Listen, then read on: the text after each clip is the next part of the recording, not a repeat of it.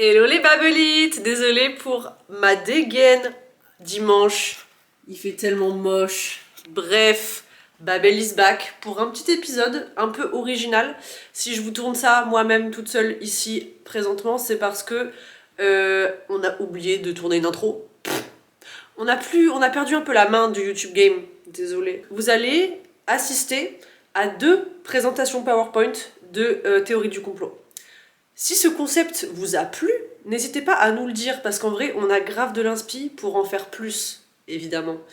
Parce que vous avez remarqué que la chaîne YouTube Babel est un petit peu dormante actuellement, parce qu'on trouvait que les histoires Reddit, c'était un peu trop redondant, etc., etc. Donc si vous trouvez que c'est un format qui vous intéresse, we have more, we have so much more. Voilà, dites-nous juste en commentaire si vous avez des idées pour des futures présentations. Voilà, bisous les babelites, enjoy! Lea Michele can't read. La vérité exposée. Donc aujourd'hui, je vous parle de la conspiracy theory, comme quoi cette actrice est illettrée. C'est extrêmement sérieux et je veux vous faire une présentation là-dessus. Déjà, petite overview de la vie et de l'œuvre de Lea Michele, plus connue comme star de la série à succès Glee, de Ryan Murphy dès 2009, où elle représente le rôle de Rachel Berry.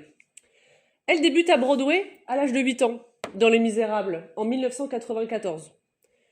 Elle fait carrière à Broadway jusqu'à ce qu'elle soit castée dans Glee en 2008 ou 2009, je sais plus.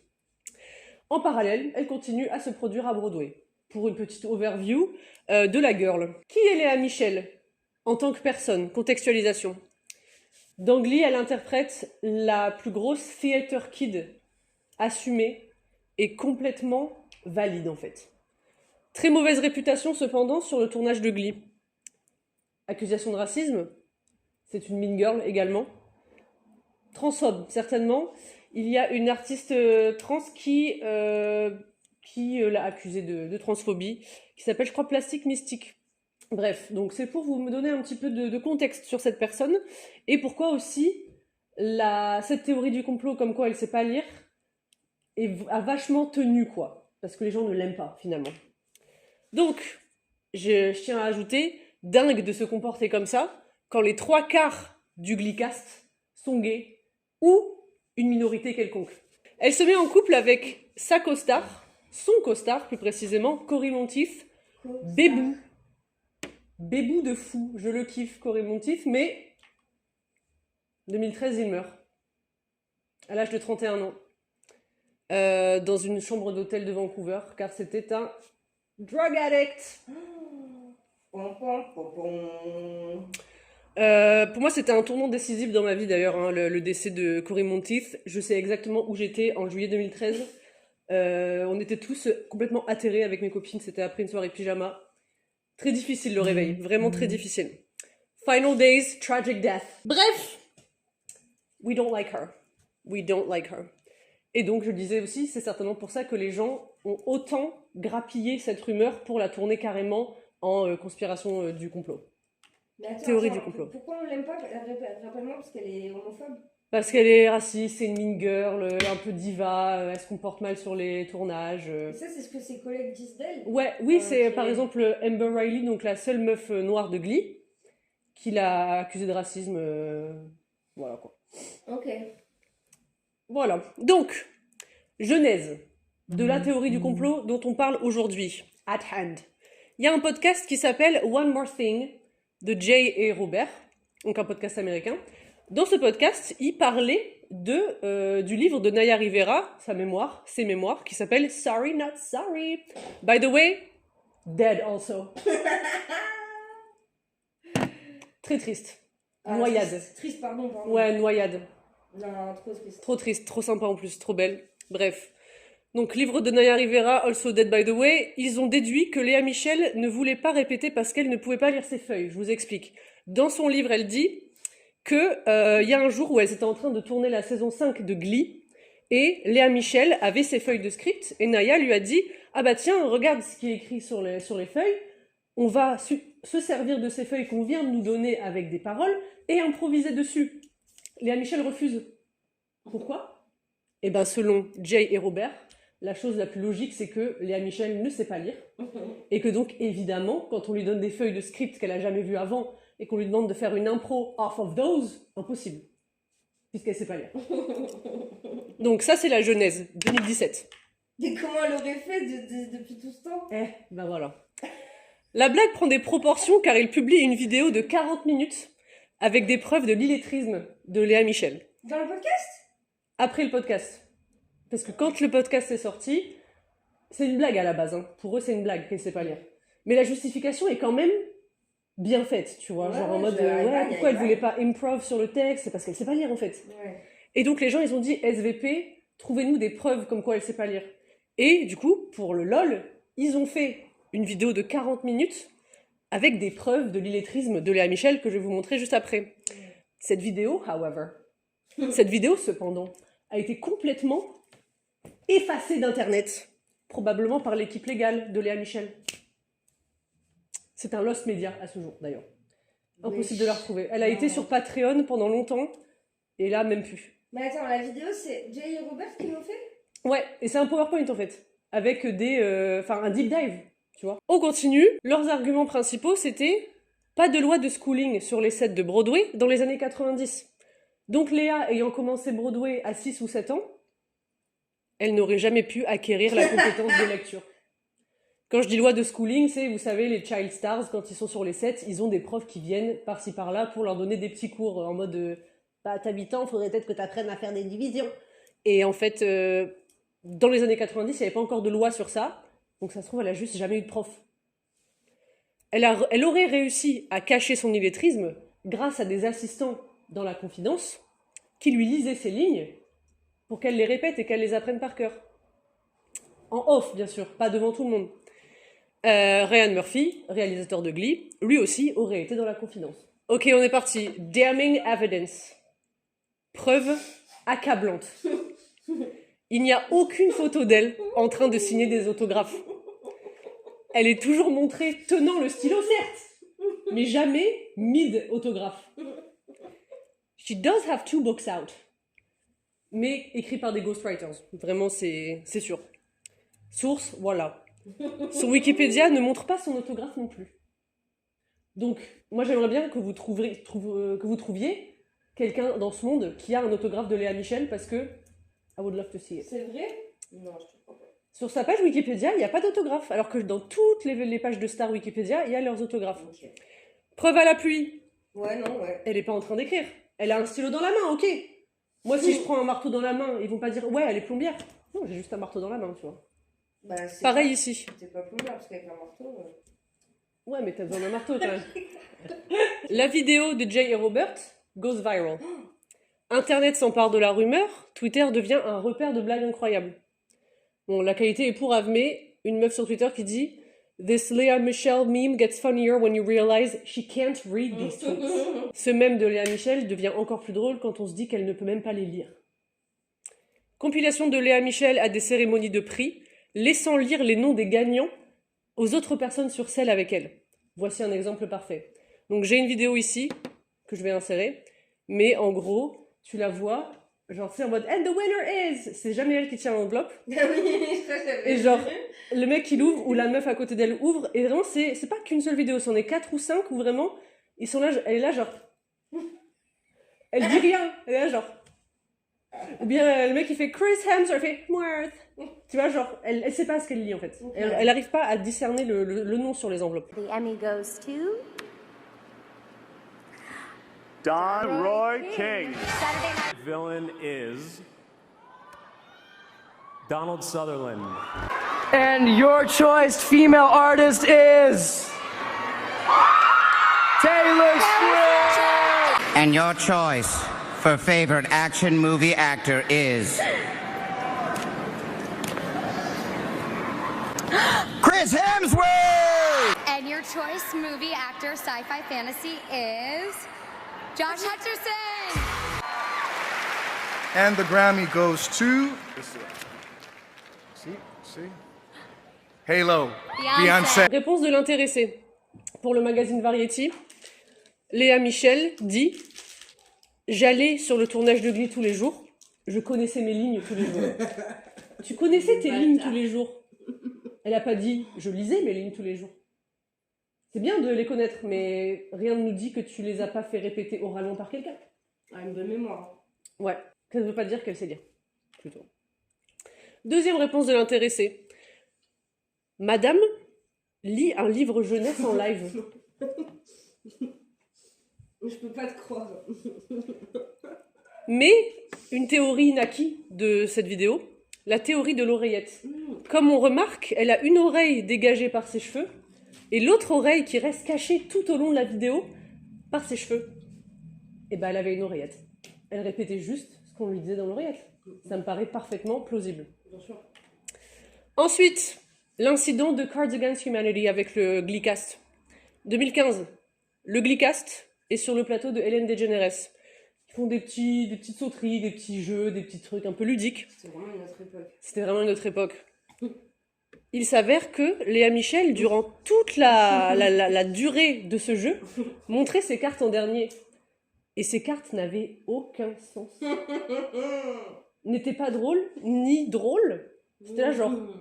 Clairement, elle a juste fait au hasard.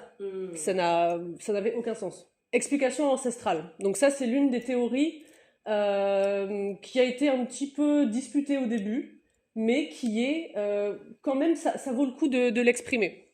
2020, un YouTuber fait des recherches sur l'arbre généalogique de Léa.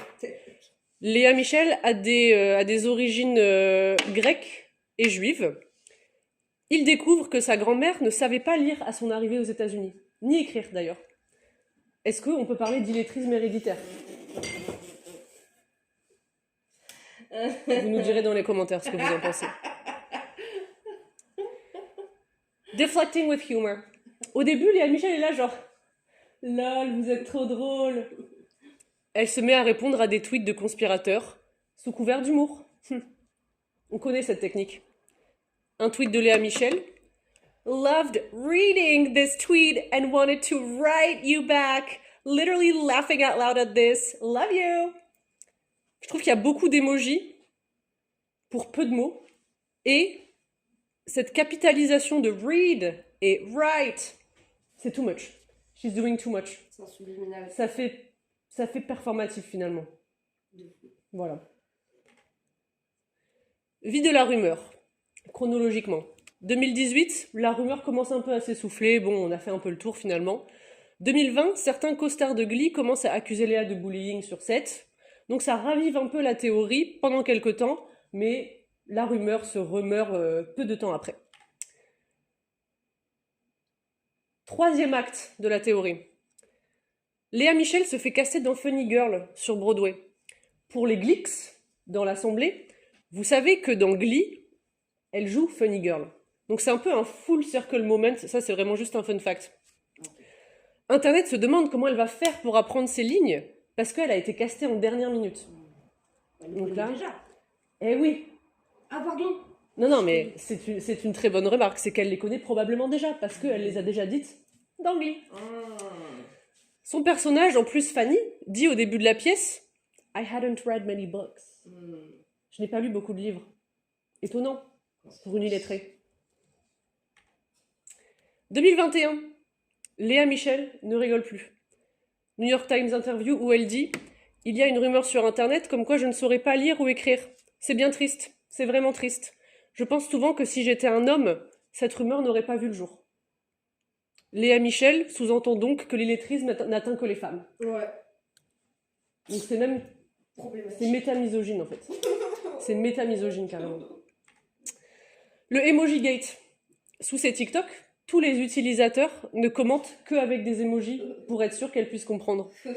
Et elle nous donne des mixed signals. Des fois elle est là genre « Ah, il faut que vous commentiez avec des emojis parce que moi sinon je peux pas savoir. » Et après elle fait des interviews avec New York Times en mode « C'est tellement triste ce que vous dites sur moi. » Faut savoir. Je trouve qu'elle a un peu trop le cul entre deux chaises pour être honnête. Témoignage d'extérieur. Et on va terminer sur ça. Emma Roberts, sa costard dans Scream Queens. C'est tellement ridicule, mais en même temps, nous n'avons jamais été à un book club ensemble. Donc ta costard, ta bestie, finalement, elle ne dispute pas, en fait. Elle ne dispute pas la rumeur. Il suffirait juste que quelqu'un dise « she can read. However, personne fait ça. Jonathan Groff, son bestie. Of course, do you guys actually think she can't read? Bah oui! Donc prouve-nous le contraire. Enfin, je sais pas. Taylor Swift également a envoyé une carte à Léa la remerciant d'avoir lu Thank you for reading my booklet, son booklet pour son album Red. Léa Michel poste cette carte dans sa story. Girl, c'est trop performatif. Doing too much. Ryan Murphy, oh my god, they're onto us. En réponse à un tweet qui disait que Léa ne sait pas lire. Il était là genre, ils sont sur le point de nous démasquer. En fait là, on n'est plus au stade de l'humour. Il faut come clean. Il faut qu'on entende quelqu'un qui dise she can read ou bien she cannot read. Là, on a que du flou. Conclusion. Rumeur jamais confirmée, mais rumeur jamais debunked. Trop de coïncidences. Il y a une théorie aussi qui me paraît assez intéressante. On va finir là-dessus pour comme une ouverture. Théorie de la myopie.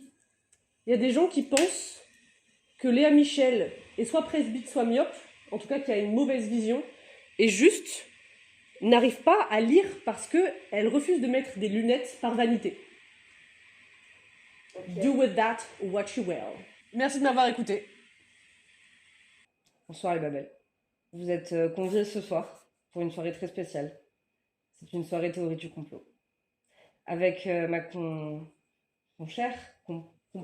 comparse, nous avons décidé de vous inclure dans les strates les plus sombres d'Internet et de la culture pop. J'en viens à mon propos, bien évidemment. Hein. Ma proposition pour ce soir, et je vais essayer de vous convaincre d'ici la fin de ce PowerPoint, les covers Combini sont des psyops. Vous verrez que c'est une affirmation, non pas une question. Sous-titre: comment les classes dominantes scindent les classes sociales avec les reprises de classiques du rap français. Ça paraît un petit peu long, mais vous allez voir où je veux en venir. Ça guide vraiment problématique de master, de mémoire, tu sais. En vrai, pour moi, ça, là, pour l'instant, je suis là en mode absolument. C'est académique, là, ce que je veux voir là. C'est académique. Je vous assure que là, ça vous paraît étrange, ou pas, mais en tout cas, à la fin de ce PowerPoint, je m'assurais moi-même de vous avoir convaincu. Si vous n'êtes pas convaincu, appelez-moi, et je vous assure que je vais vous convaincre. Ok. Quelques petites images pour commencer cette présentation. Pour l'instant, encore une fois, ça va peut-être pas vous parler. Hein. Ici, nous avons, du coup, on parle de rap français. Nous avons une des icônes du rap français, Monsieur Lafouine, de notre nom, El Fouino. Ici, on peut voir un avant-après. Cette image, c'est pré-CIA. Pourquoi CIA? Parce que nous parlons de PSYOP. La CIA, vous le savez peut-être, c'est la branche de renseignement et d'intelligence, d'espionnage des États-Unis. Cette image implique que El Fouinos, avant de participer à ces PSYOP menés par la CIA, donc le gouvernement, n'avait pas un. Il buvait du jus d'orange. Il était underprotéiné. Ensuite, après sa collaboration, on peut voir que un tout autre homme. Même la petite Fouinettos a pris en masse. Venons-en à un autre point. Combini. Ça vous parle? Ce petit logo-là, vous vous rappelez? Peut-être que vous avez des flashbacks. Peut-être que vous avez des traumas. Et peut-être que vous avez du PTSD. Combini. Et ces petites vidéos-là. Donc ici, vous avez un aperçu. Montez le son. On sait ce que ça veut dire. Montez le son. Conditionnement inconscient, l'hypnopédia. Donc pour ceux qui ont lu Brave New World, vous savez que dans Brave New World, les humains sont conditionnés dans la nuit. Pourquoi? Comment? Ils ont des petits écouteurs avec des sons qui passent en boucle. Ici, monter le son fait clairement référence à cette habitude de conditionnement dont nous sommes victimes. As a child, vous avez plus entendu la télé que vos parents. Think about it. Ici, on peut voir ensuite cet individu que nous allons revoir très rapidement parce que je dirais que c'est de là que tout part.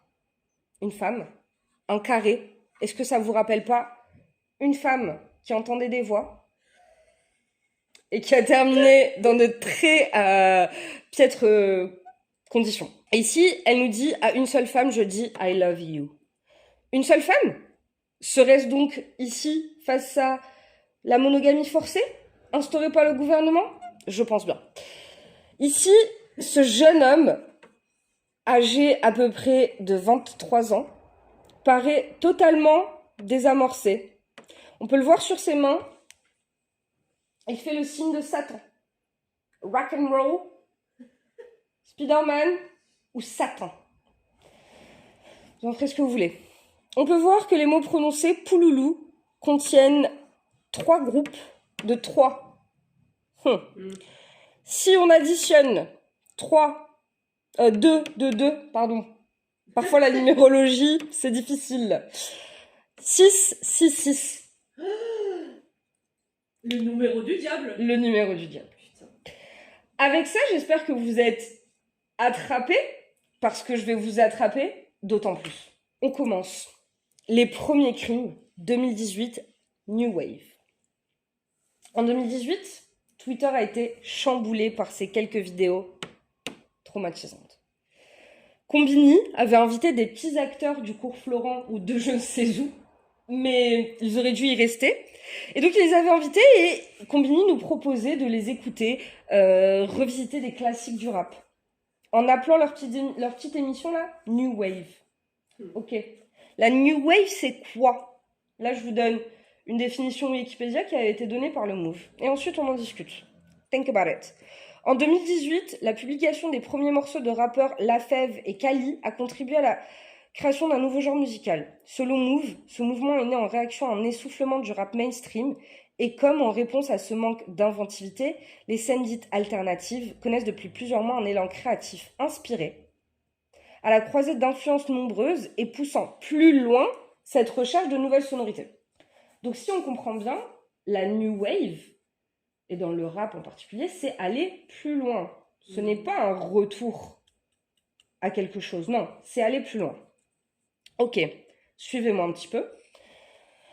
Le hip-hop, ou le rap, on va aussi le définir, je pense que ça peut être intéressant, est né d'un mouvement contestataire. Il est né dans les années 70, dans le Bronx, et né en réponse aux inégalités que subissaient les Afro-Américains. Le hip-hop vient de la tradition orale de conter les histoires, et notamment de ceux qu'on appelait les griottes, qui étaient en Afrique de l'Ouest et qui étaient des conteurs d'histoires, qui mettaient en scène leurs histoires en chantant, en dansant, etc. Le hip-hop a donc un but très particulier. Et comme je vous l'ai dit, le hip-hop s'inspire de la tradition orale, également de la poésie. Il a ajouté plusieurs layers de culture, de souffrance et de traumatisme pour arriver à ce qu'on a aujourd'hui, ce qu'on connaît aujourd'hui, qui est le hip-hop. Et le hip-hop, c'est un domaine qui grandit de jour en jour. On y a ajouté l'électro, on y a ajouté le jazz, on peut y ajouter tout un tas de choses, des nouvelles sonorités, des nouvelles façons de rapper, des nouvelles façons d'exprimer les émotions. Mais la New Wave, c'est ça, on est d'accord. Maintenant, je vais vous montrer ce que pense que la New Wave est par Combini et ces petits acteurs-là. Vous allez me dire ce que vous en pensez. Donc, comme vous pouvez le voir, cette jeune femme, et rappelez-vous de ce que j'ai dit, est une actrice. Coïncidence, je ne pense pas. Puis j'interromps. Vous pouvez. Valider de Booba la reprise délicate de Mathilde Varnier. Merci, élève, pour cette remarque tout à fait juste, dont je vais totalement me servir dans le reste de ma démonstration. D'accord. Merci beaucoup de cette inspiration. Je suis un peu dans le futur, donc... Ah non, mais vous m'avez inspiré. Je vais en parler, c'est très bien. Merci beaucoup. Je vous laisse... Je l'avais validé. Mon cœur bat trop vite, on va se cracher. Faut réduire la vitesse. Moi, je t'aimais, c'est du passé. Je vais me consoler chez Versace. Non, mais j'ai peut-être mes défauts et j'ai merdé, j'avoue. Et si elle est triste comme au dépôt, à une seule femme, je dis I love you. À une seule femme, je dis I love you. I love you. I love you. I love you. I love you. I love you. Première fois que je t'ai vu, je me souviens. Je pense qu'on peut s'arrêter là. Je pense que le message est passé. Qu'est-ce qu'on tire de cette reprise? Finalement, alors, je vais me permettre de donner mon avis, hein. De toute façon, on est là pour ça. Pour moi, ceci ne qualifie pas de reprise. La reprise délicate, alors pour moi, la délicatesse n'est pas incarnée dans cette vidéo. Être délicat, ce n'est pas juste susurrer dans un micro. Parler doucement, ce n'est pas de la délicatesse. Et ce n'est pas une reprise. Mademoiselle, vous n'avez repris que le texte de Booba. Vous en avez dénué son intention. Vous en avez dénué son rythme, car c'est pas juste un texte. C'est un texte rimé, rythmé, rappé. D'accord? Donc une reprise, il faut quand même reprendre un petit peu. Alors dites-moi, qu'est-ce qu'il y a de New Wave dans cette reprise cucu, totalement désuète de son sens? Rien. Pour moi, le rap perd de son sens ici. Et ça, je l'ai déjà démontré. Booba, dans Valider, ce qu'il fait, c'est qu'il joue déjà avec les codes de la langue française, avec les codes du théâtre. Si vous écoutez un petit peu, en fait, il raconte une histoire d'amour et il utilise le terme valider pour parler de aimer, de acquérir, valider quelqu'un dans sa vie. Il y a déjà tout un tas de références littéraires chez Booba. Pourquoi en refaire un espèce de drama romantique, un espèce de Marivaux, un espèce de Molière? Pourquoi faire? Booba l'a déjà fait.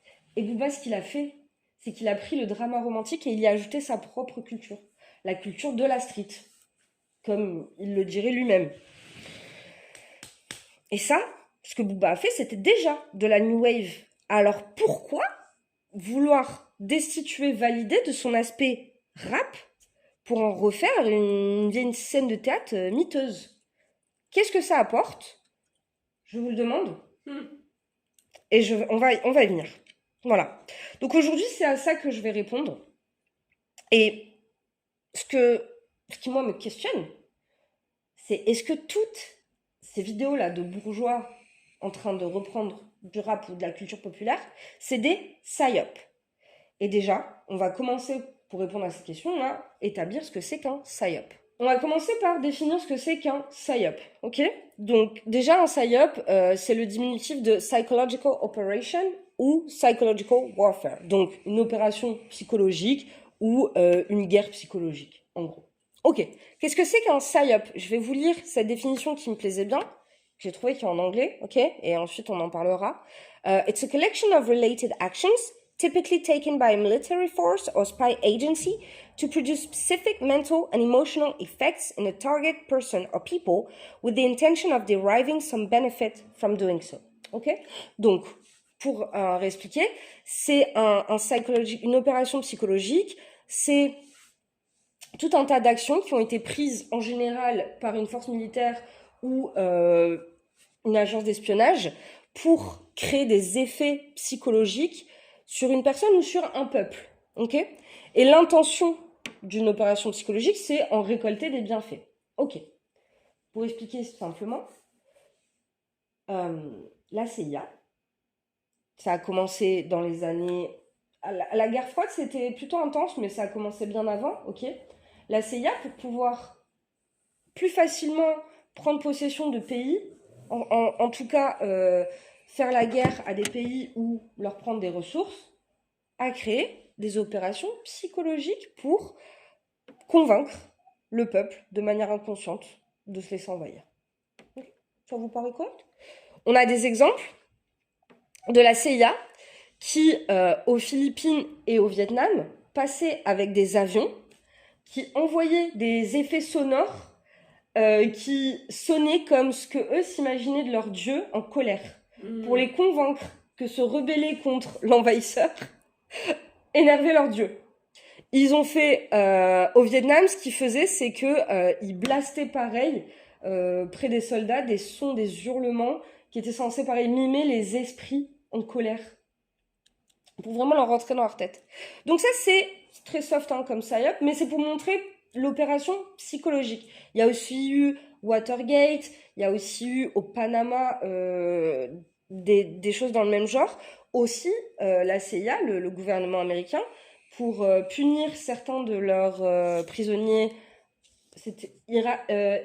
irakiens, leur blaster du métal pendant des heures en entretien, parce qu'ils disaient ils sont pas habitués à ces sonorités-là et ça les rend fous. Et effectivement, ça les rendait fous.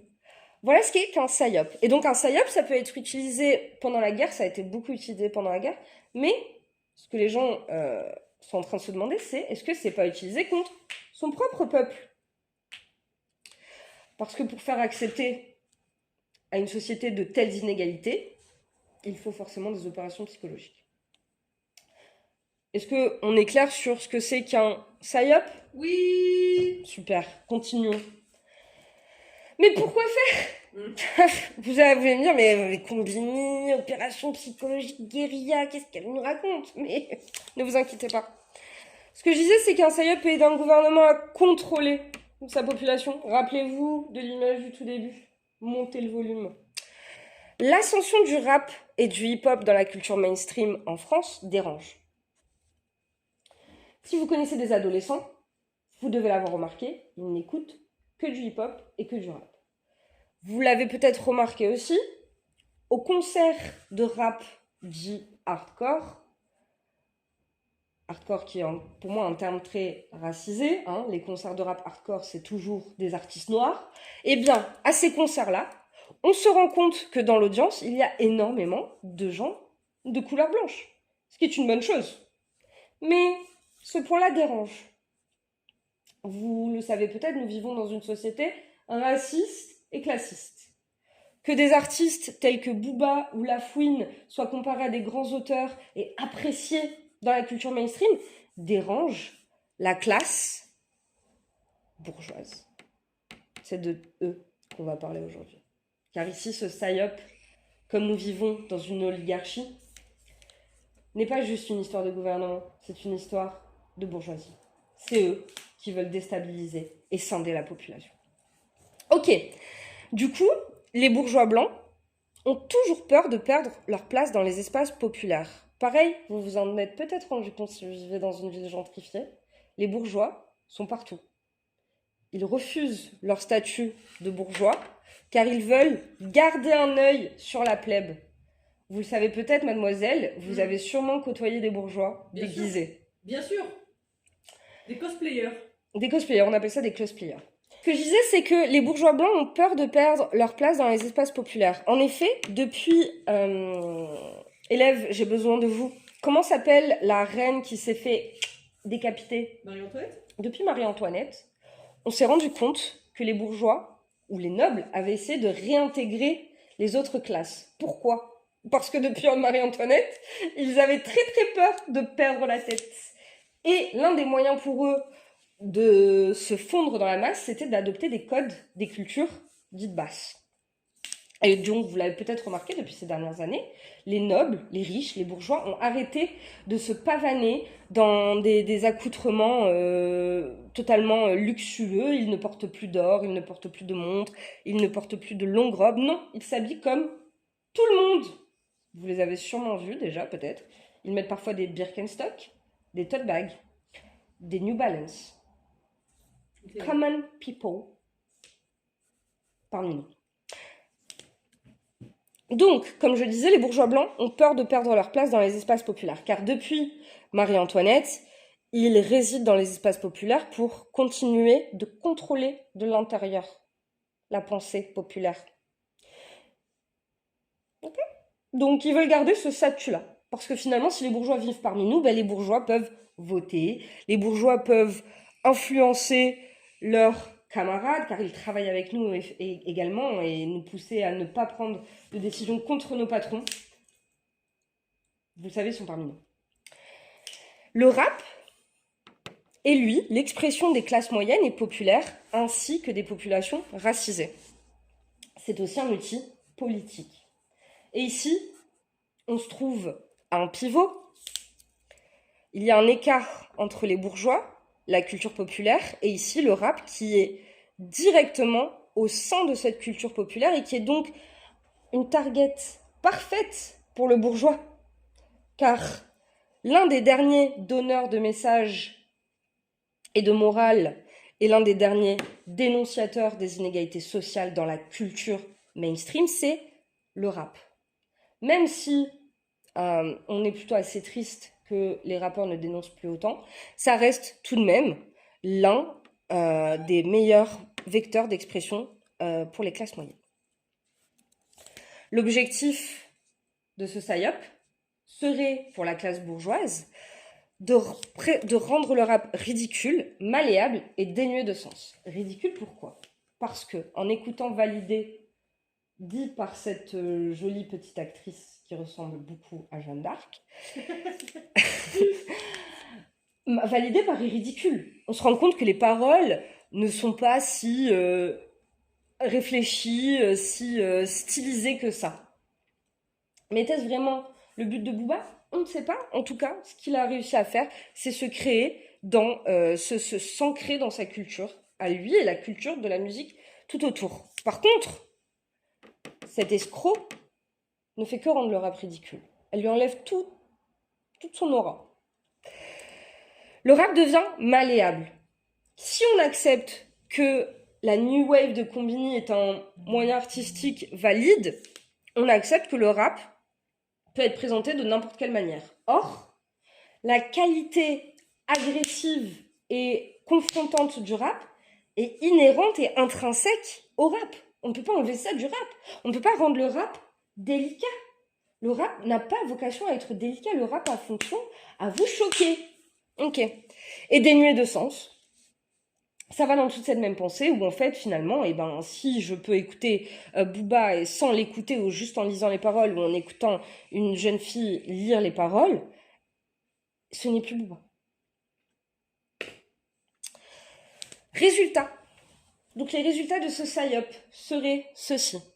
Ce type de reprise rend le rap plus accessible à un public bourgeois et blanc qui affirme ne rien comprendre au rap.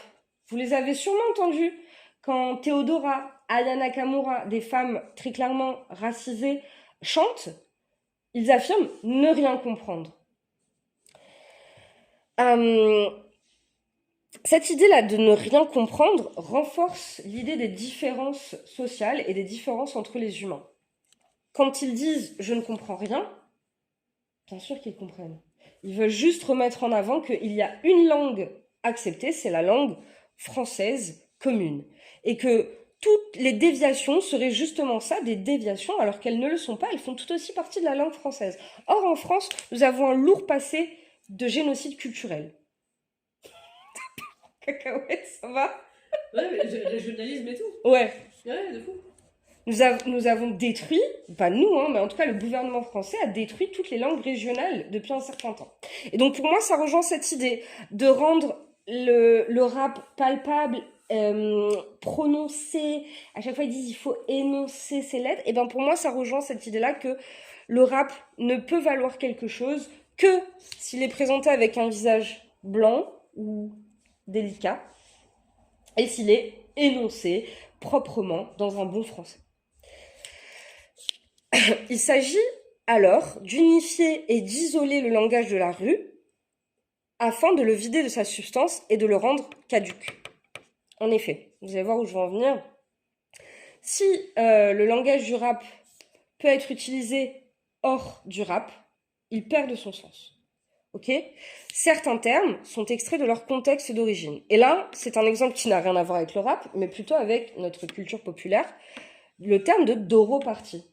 L'expression Doro, je ne sais point d'où elle vient, mais avait un sens à la base. Elle a été extraite de son sens et elle a été mémifiée.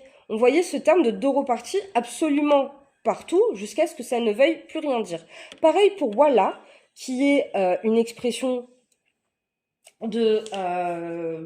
comme pour dire bon Dieu, qui est utilisée à tout bout de champ et qui finalement perd de son institution religieuse. Ok ?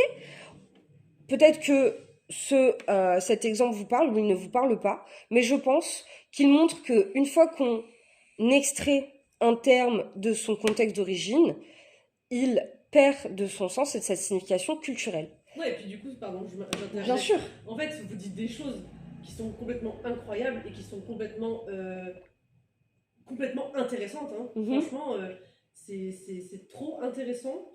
Et j'allais dire quoi? Oui, sur les mots comme ça, empruntés d'On ne sait où, ça rend l'expression elle-même ridicule. Exactement. Parce qu'elle est mal vue par la société, parce que ça vient d'un truc non blanc.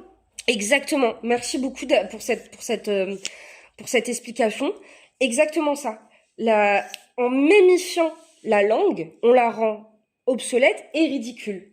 Le mot, En fait. une blague. Ouais. C'est juste une blague. Le mot perd de son sens. Donc la chanson validée de Booba, whatever meaning that song has lost it. Ouais. Maintenant, on voit juste validée de Booba comme cette petite chanson rigolote de Combini. Pas cool pour Booba. Donc, mémifier la langue, ou mémifier même le rappeur, ça arrive souvent aussi, pour le rendre ridicule. Mhm. Et donc, surtout pour que les classes supérieures se sentent encore supérieures, comme tu disais tout à l'heure. Exactement. Parce que là, ça vient d'en bas, c'est rigolo, quoi. Exactement. Et donc, ça reprend mon point de vue de départ que ces psyops-là existent pour scinder encore plus les classes sociales, pour montrer à quel point les rappeurs sont ridicules, et du coup, totalement effacer la dimension politique du rap. Cela contribue donc à renforcer les différences de classe, et enfin, cela participe à une dépolitisation du rap, c'est ce que je viens de dire. J'ai bien suivi mon PowerPoint.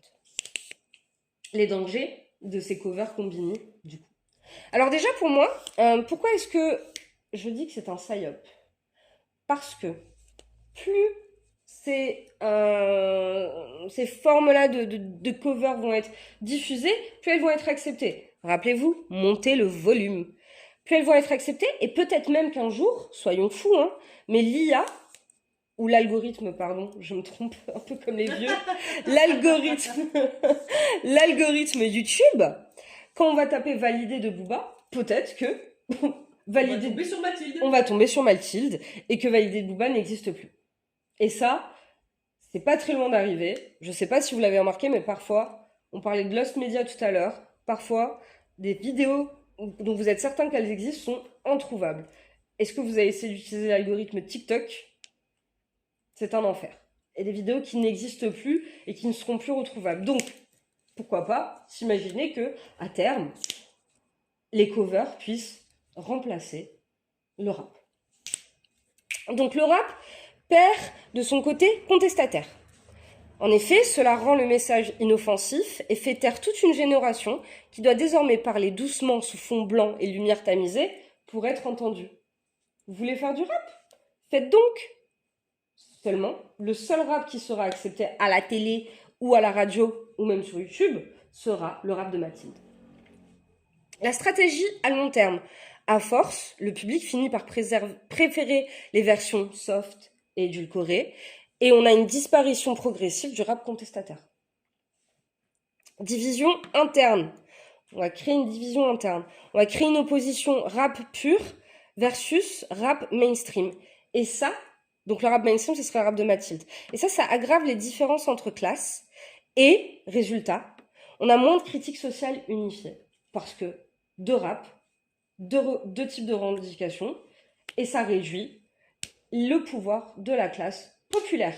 Une sorte de ségrégation, Finalement, et une sorte d'invisibilisation des termes. Mmh. Et ça aurait aussi un impact sur le soft power français. Parce que exporter une version safe, entendez par ça ce que vous voulez, hein, du rap français à l'international, c'est contrôler l'image du pays sans ces tensions sociales. En effet, si personne ne peut écouter notre rap, personne ne peut savoir ce qui se passe en France, car comme on l'a dit plus tôt, le rap est l'une des dernières expressions de la contestation. Et en promouvant les covers combinés, eh ben, on montrerait que vous voulez voir le rap français, ben c'est ça le rap français. Regardez nos rappeurs comme ils sont heureux. Ils sont brochingés, ils sont avec des petites chaises comme ça, des belles caméras en noir et blanc. Avec des coupes de cheveux françaises. Et j'ai fini. Ah, dites-moi, vous êtes convaincus? Je suis tellement convaincue.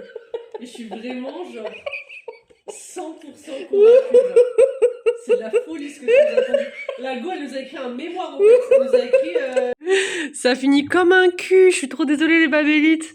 Écoutez, pour la prochaine, parce que je crois qu'il y aura une prochaine. On vous fera une belle intro, on vous fera une belle CCL, on vous fera une belle outro. Parce que là, c'est abusé comme on a juste coupé à la fin au milieu du rire de Manon. Bref. Bisous les babélites, merci beaucoup d'avoir regardé. Moi. Tu peux la mettre la musique allemande, là, non?